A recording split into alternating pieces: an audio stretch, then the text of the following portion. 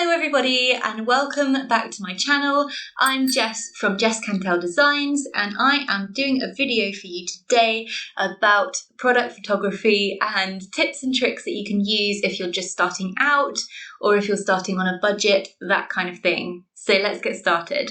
So a lot of small business owners don't have wads and wads of cash to spend on expensive photography equipment, lighting, all of that kind of stuff.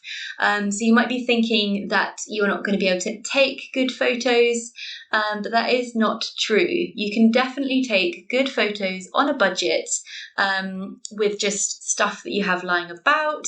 If your phone has a good camera, all of that kind of stuff, you can take good photos. Tip number 1 is going to be a very important one, and this is one that I know a lot of people do shout out about if they're doing this kind of video, but if you want your product photography to look good, you are going to need to make sure that you do have some good lighting. And the good thing about lighting is that it is free. So we have windows, which obviously allow a good amount of natural light, and you can completely utilize that in your product photography. Right now, I actually intended to film this during the day, but I ran out of time and obviously have had to come and film it now.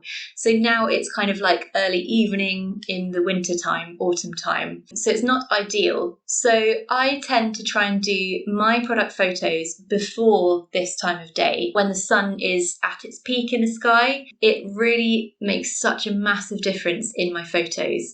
So if you take a photo away from the window, it will be all grainy, or if it's, the evening, it will be just a bit rubbish, to be honest. If you take your photo in front of the window with the natural light pouring in, it will make the world of difference. So if you have limited time during the day, if you work as well as running a small business, you just need to make sure you are utilizing as much of the daytime light as you can. So doing stuff in lunch breaks, maybe doing bulk multi-product photography in lunch breaks or days off, just so that you can really use the sunlight to its maximum. And if you do have a little bit of a budget for lighting equipment, you can get some ring lights and some light boxes, which are really helpful for just giving a little bit of help to your product photography. You can get really cheap ring lights, I think. I have a ring light which I bought when I used to do makeup looks, and I use that sometimes if I have to do filming when the light levels aren't great. I don't actually have one on now because I didn't feel like I needed to for this video, but if I urgently need to take photos, then I will use my lighting kit. But that is only if you have the budget for it. You can definitely do without that if you don't. My second tip, use backdrops that complement your brand colours. Now, you might not think this is something that is important, but having a very clear, recognisable brand colour scheme is such a key part of instilling that brand identity in people's minds. So if you have seen my page, you will know that I do lilacs, forest greens, and a lavender colour. On all of my packaging, my brand colours are just kind of very evident. So of course, for my product photography, I need to make sure that is following my brand colours. A really, really great tip that I have for that is if you haven't got a surface or a painted wall that is in the right colour, is to buy some, I think it's called sugar paper or whatever it is, but just a big reel of paper that's like A1 or A2 size. You can put it on top of a dining table or coffee table, and that can be a temporary photography setup for your photos. And that way, whenever I'm doing my photos, I know that they're going to have the same colour backdrop and that it's going to be consistent throughout all of my product photos. Let me grab mine. So I still use the sugar paper now, and these have done me very well, but they are getting a little bit tatty now, so that is one thing to bear in mind. But these were literally pounds, if that. And you can get them from most craft stores. So this is the purple colour that I use that is very on brand for my Jess Designs. And whatever colour you use for your brand identity, you can probably find some sugar paper that is closely matched to it. So I had bought this purple one and also this green one because that is like my brand colours down to a T. And it's really big, so I could just do photos really easily just by popping that on a table and just getting started. And it's really helpful for like quick social media videos if you just want to like film a little 5-second reel. It's just so helpful and I use them all the time. I have actually bought, to replace them, I've bought some felt fabric because I just thought that might be better, longer lasting, because it doesn't get like grease marks on it or scuffs on the edges. So I am going to see how this goes. I might need to iron it because it's got a big crease down the middle, but I will let you know. This was a sticker sheet that has just been added to my shop. And as you can see already, just with that backdrop, it just makes such a big difference. And it takes any distractions away from the photo as well. Because if you just had it on that backdrop, it is so busy. It's just not great. It doesn't show the product off to its best. Whereas if you have it on a backdrop, then it just helps you to focus in on the product. You may just want to have like a white background, in which case I would suggest buying white paper or white fabric. That would work as well.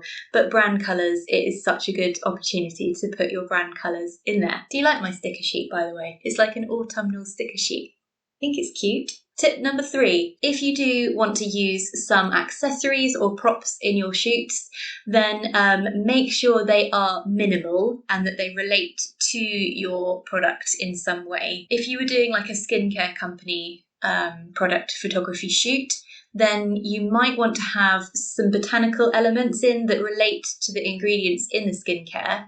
So say it was aloe vera, you might just want to have some aloe vera leaf things, whatever they're called, just in the product photo.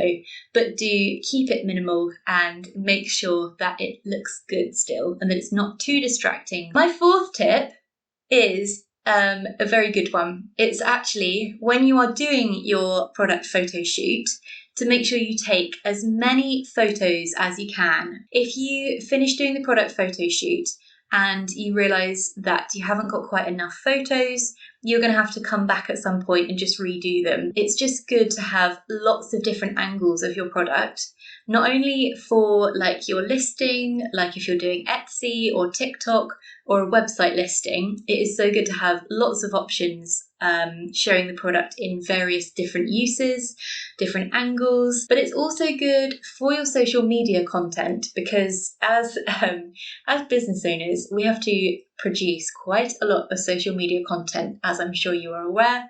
I can do a video at some point about that if you like. And so any opportunity to get more content is a good opportunity not to be missed. So I would probably, if we go back to my new autumnal sticker sheet, I would probably do a straight up like just normal picture with it just showing it in full view, which I would use as the main photo.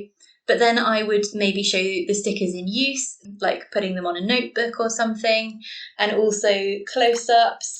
You could also show them with like other products. Make sure you're taking photos of as much as you can because that is just going to be so helpful for you later on. Tip number 5 is to research or to download some kind of editing software for your photos. You will not realise how much difference it makes just tweaking a couple of the settings on photos. I have often taken photos using the natural lighting, and then I've come back, got the photos on my computer, and I've thought, these just kind of still look a bit dark, grainy, that kind of thing. I actually use Affinity Photo. I can probably put a link down there if you like. Affinity is really good. It's kind of like using Adobe, but it's much cheaper. So it was a one-off £30 payment, and it's amazing. I can't recommend Affinity software enough.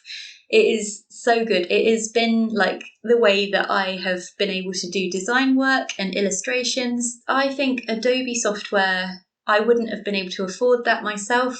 And so there are some even free alternatives on Lightroom on your phone. I think that's free, and you can use different presets that suit your style and the kind of editing that you want to give the photo. But I do recommend that you do edit your photos after, just to brighten them up a little bit.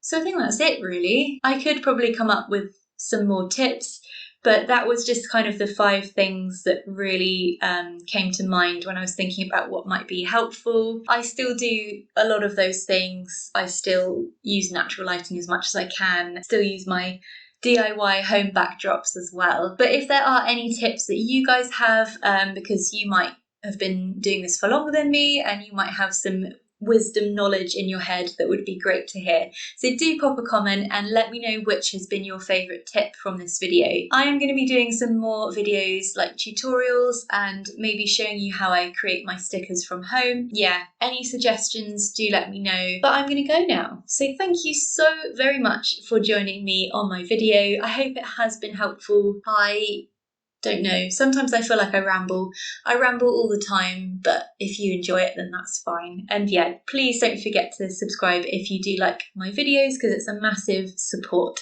for me. So thank you, and I will leave you in peace. Goodbye.